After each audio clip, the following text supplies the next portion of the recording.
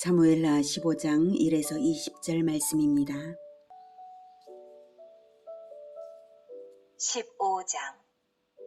그 후에 압살롬이 자기를 위하여 병거와 말들을 준비하고 호위병 50명을 그 앞에 세우니라. 압살롬이 일찍이 일어나 성문 길 곁에 서서 어떤 사람이든지 성사가 있어 왕에게 재판을 청하러 올 때에 그 사람을 불러 이르되 너는 어느 성읍 사람이냐? 하니 그 사람의 대답이 종은 이스라엘 아무 지파에 속하였나이다. 하면 압살롬이 그에게 이르기를 보라, 내 일이 옳고 바르다마는 내 송사를 들을 사람을 왕께서 세우지 아니하셨다. 하고 또 압살롬이 이르기를 내가 이 땅에서 재판관이 되고 누구든지 송사나 재판할 일이 있어 내게로 오는 자에게 내가 정의 베풀기를 원하노라. 하고 사람이 가까이 와서 그에게 절하려 하면 압살롬이 손을 펴서 그 사람을 붙들고 그에게 입을 맞추니 이스라엘 무리 중에 왕께 재판을 청하러 오는 자들마다 압살롬의 행함이 이와 같아서 이스라엘 사람의 마음을 압살롬이 훔치니라. 사랑하는 형제 여러분, 6월 7일 화요일 새벽 목상에 오신 것을 환영합니다. 다윗이 밧세바를 빼앗고 우리아를 암몬 족속의 손에 죽게 한 일을 회개하여서 하나님께 용서는 받았지만 응분의 징계를 선언받았는데요. 다시 확인하면 사무엘하 12장 10절에서 12절이죠.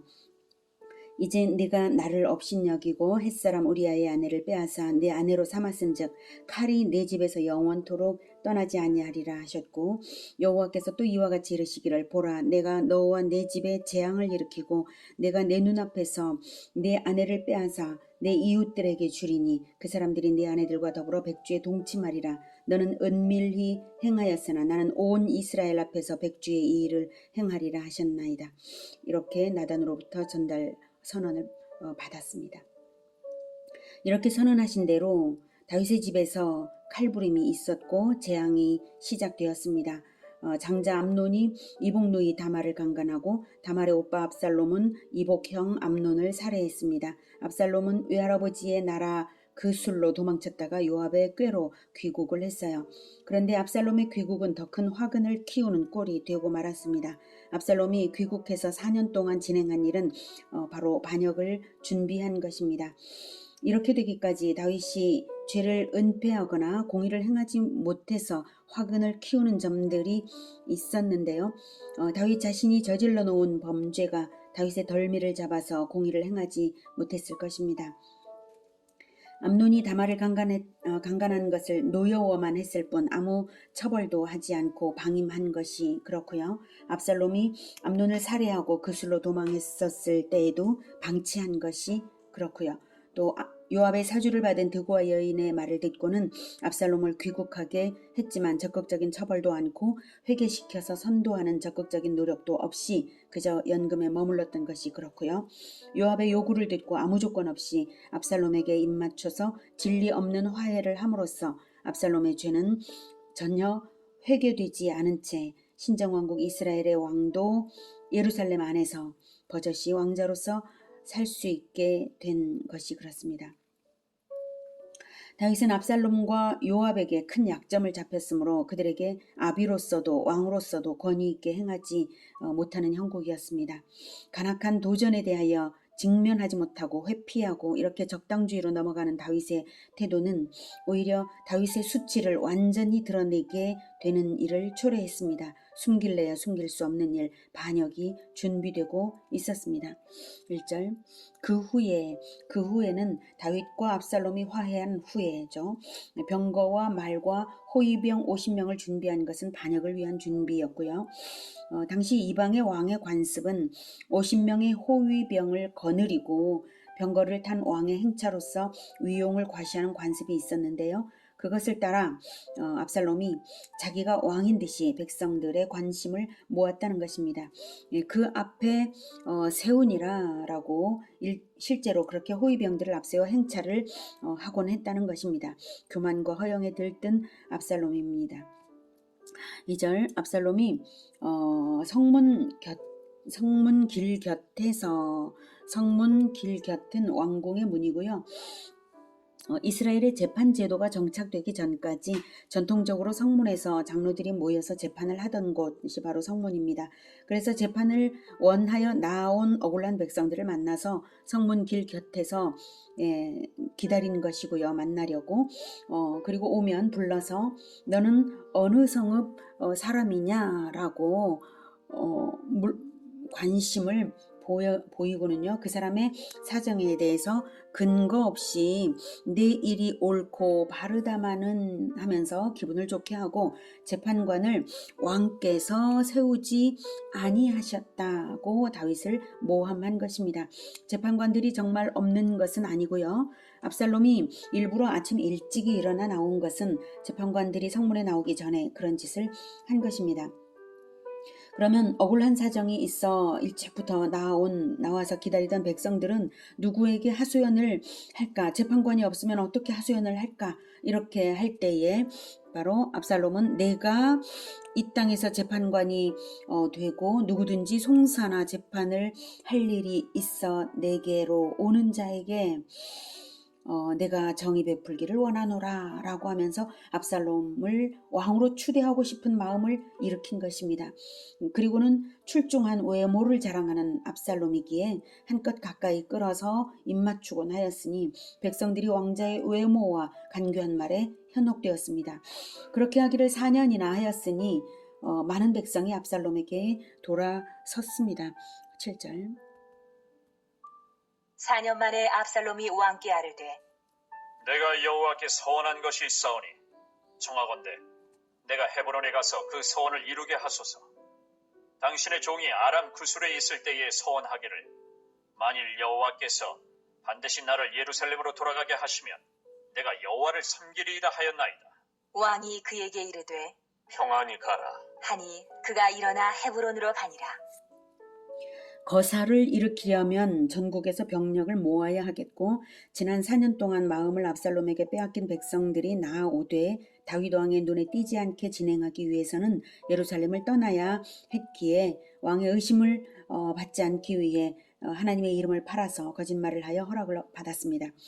당시 헤브론은 과거 수도이기도 했고 여호와 신앙의 발상지였으므로 압살롬이 자신의 출생지이기도 한 헤브론으로 가서 제사를 드리는 일은 자연스러운 일이었습니다. 또한 수도 이전 때문에 불만을 품은 자들을 규합하기에도 적합했습니다.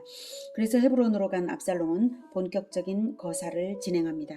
10절 이에 압살롬이 정탐을 이스라엘 모든 지파 가운데에 두루 보내 이르기를 너희는 나팔 소리를 듣거든 곧 말하기를 압살롬이 헤브론에서 왕이 되었다 하라. 하니라. 그때 청함을 받은 200명이 압살롬과 함께 예루살렘에서부터 헤브론으로 내려갔으니 그들은 압살롬이 꾸민 그 모든 일을 알지 못하고 그저 따라가기만 한 사람들이라.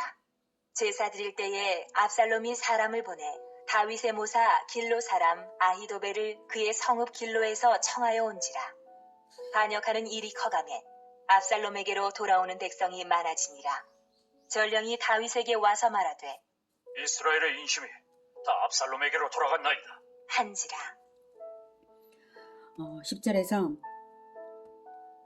나팔 소리를 듣거든 곧 말하기를 압살롬이 헤브론에서 왕이 되었다라고 미리 정해둔 사람들에게 신호를 알려주고 나팔수들도 모든 지파에 두었겠죠. 물론 그래서 헤브론에서 거사의 나팔을 불면 모든 지파로 연결되어서 전국에서 일어나게 연락망을 조직한 것이고요. SNS가 없는 그 당시에는 나팔을 불고 선동하는 대로 그런가 보다 하고 백성들이 동요될 것은 분명합니다. 11절 압살롬은 예루살렘에서도 200명의 지도자들을 데려갔어요.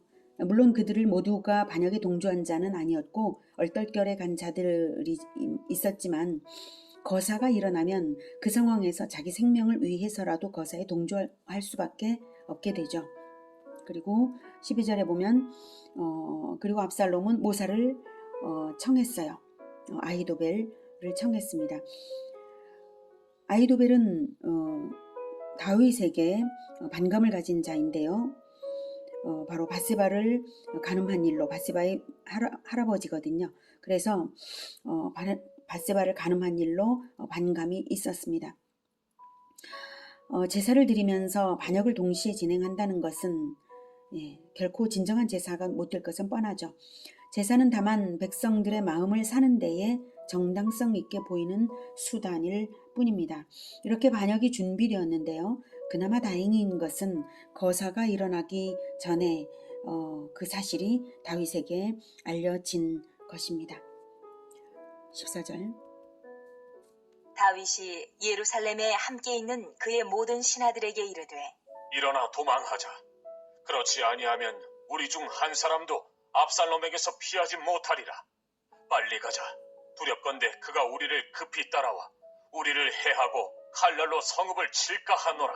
왕의 신하들이 왕께 이르되 우리 주 왕께서 하고자 하시는 대로 우리가 행하리이다. 보소서, 당신의 종들이니이다. 하더라. 왕이 나갈 때에 그의 가족을 다 따르게 하고 후궁 10명을 왕이 남겨두어 왕궁을 지키게 하니라. 네, 다윗은 압살롬의 반역 소식을 듣고 진압을 하려 들지도 않고 왜 황급히 도망을 갔을까요? 다윗에게 군사들이 있었고 전쟁에 능한 왕이므로 하려고만 하면 능히 진압할 수 있었을 텐데 말입니다. 그것은 압살롬의 반역이 과거 자신의 범죄에 대한 하나님의 징계인 줄을 알았기 때문입니다. 그러므로 함부로 진압할 수 없었다는 것이 가장 중요한 이유이고요.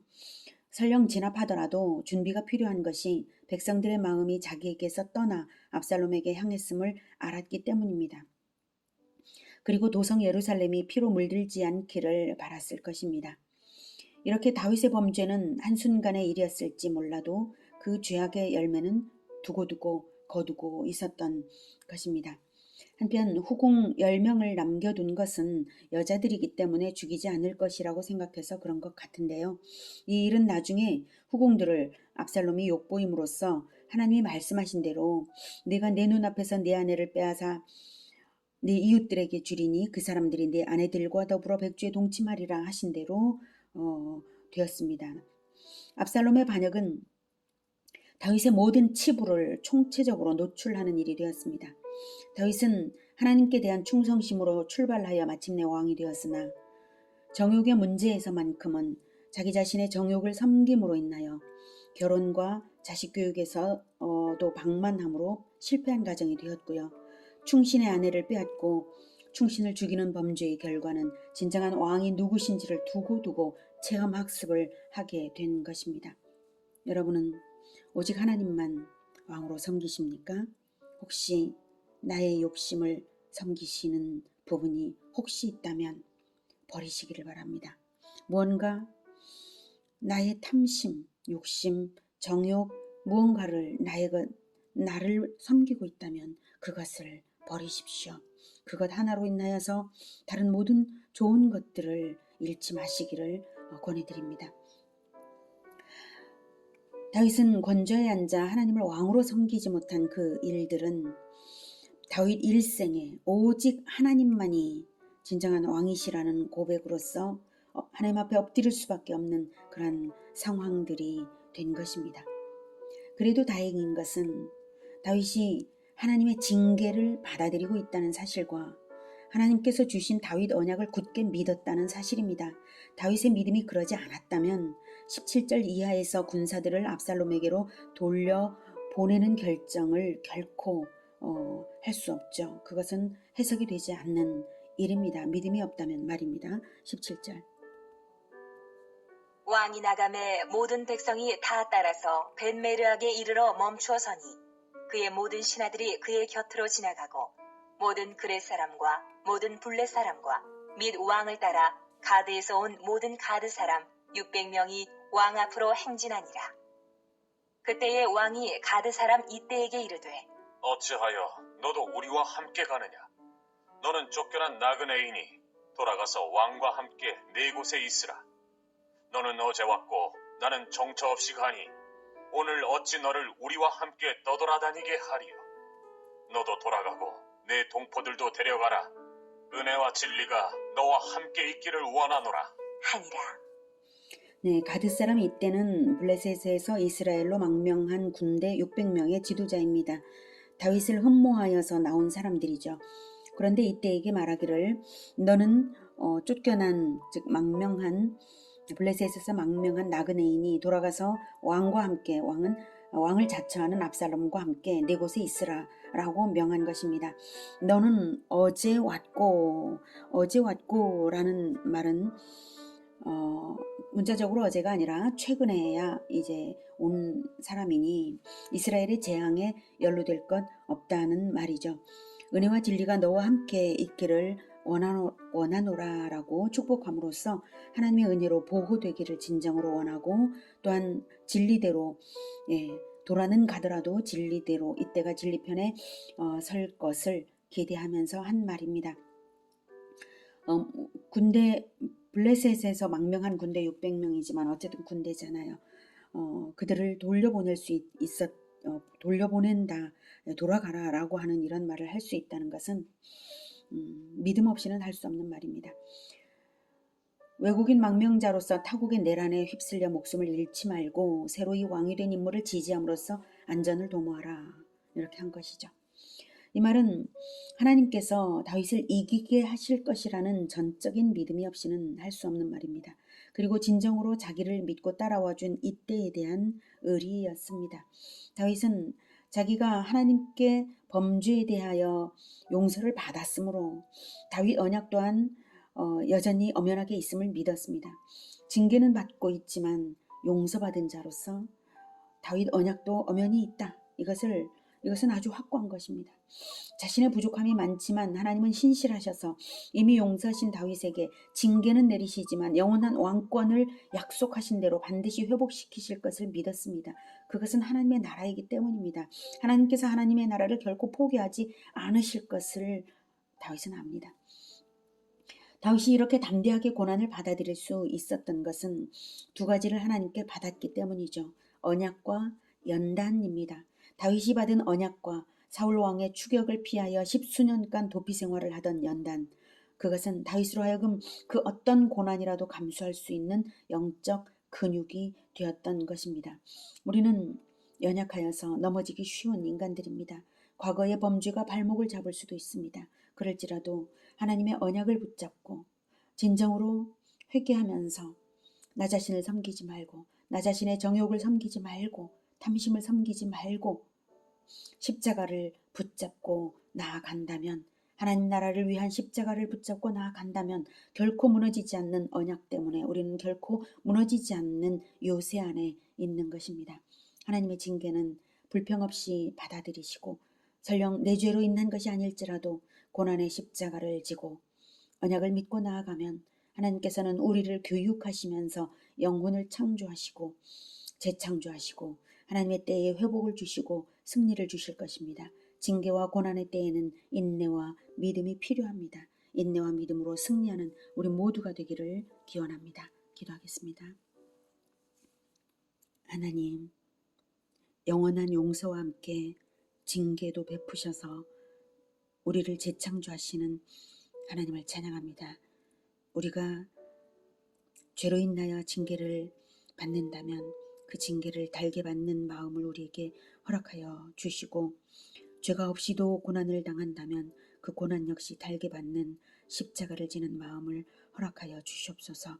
그래서 우리의 영혼이 재창조되어서 진정 하나님 나라를 건설해 나아가는 왕같은 제사장들로 굳건하게 설 수 있도록 우리 안에 하나님을 믿는 그 언약을 믿는 굳건한 마음 허락하여 주시옵소서.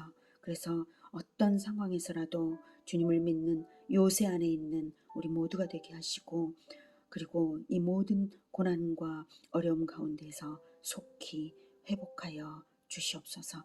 예수님의 이름으로 기도드립니다. 아멘. 이어지는 시간은 개인 기도 시간입니다.